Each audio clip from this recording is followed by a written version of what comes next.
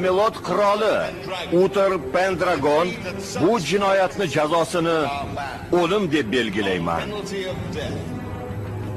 Men qirol sifatida doim adolat tarafida bo'lganman. Jodugarlikning jazosi faqat o'limdir.